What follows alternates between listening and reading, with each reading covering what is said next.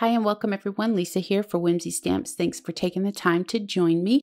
Today, two quick and simple cards, one layer cards today.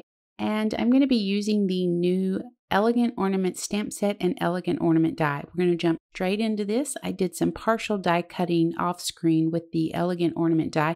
I just wanted the ornament portion of the die.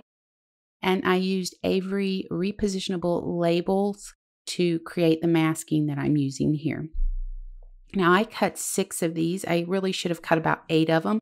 And I was going to do the whole panel at one time, but I soon realized that that wasn't going to happen. Since I have part of it masked off with purple tape, I decided I would just do the bottom half and ink up the background first. I'm using a turquoise dye ink to create my background. And then I'll slowly remove 2 of these and move them to the top and ink up that top part.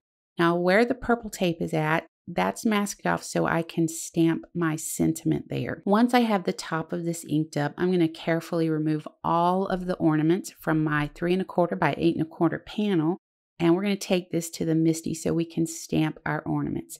Now, one of the things that I love about this technique of creating masks with your die cuts, where you're masking off is going to be a little bit larger than the stamps you're using.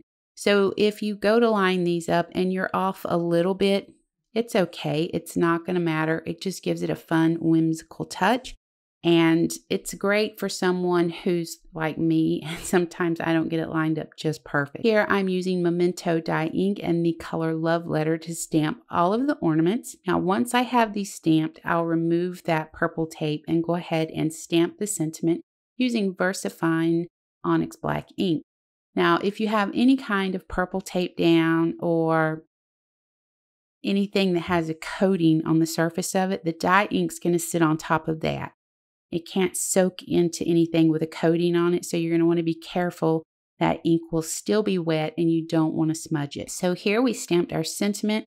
That's the Merry Christmas sentiment that comes with the Elegant Ornament stamp set, and that panel is going to be set to the side, and we'll put these on red card bases at the end of the video. Now here I ran the Elegant Ornament die through my die cut machine with another piece of the Avery repositionable label. Now I'm going to do some stenciling with this. I don't want to stencil the top part, the little elegant strand there. And I wanted to cover up the tiny little line down there at the bottom of the ornament as well with purple tape. Now I'm just going to take this to my 3 1/4 by 8 1/4 inch card panel and go ahead and mask these in, stencil these in red and green. I'm carefully removing this masking paper and repositioning it. Now, one thing I want to point out is that whenever I'm doing some type of stenciling like this, I always try to stencil off the edge of my panel. It just gives it a more finished look. So once we have the red and green stenciling done, we're going to cover these up with the mask that we used on the first panel. And you're just going to go ahead, completely cover those up. And you can see they're not entirely covered, and that's okay. I'm using the Beaded Garland stamp from the Elegant Ornament stamp set to stamp crisscross across my card panel with VersaFine Onyx Black ink.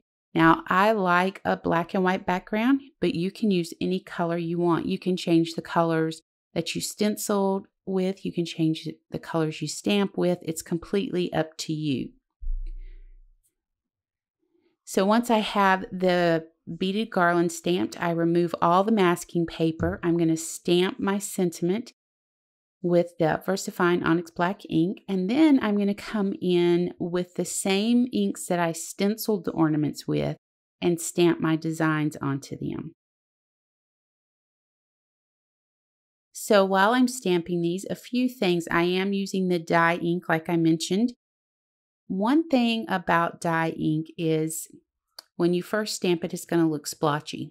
And if you stamp it one time, you're going to notice here, there's a little bit of splotchiness there. That's how dye inks operate. You just got to let them get happy in their situation and they'll smooth themselves out within a few seconds. You just have to let that dye spread out and absorb into the fibers of your paper, essentially is what it's doing.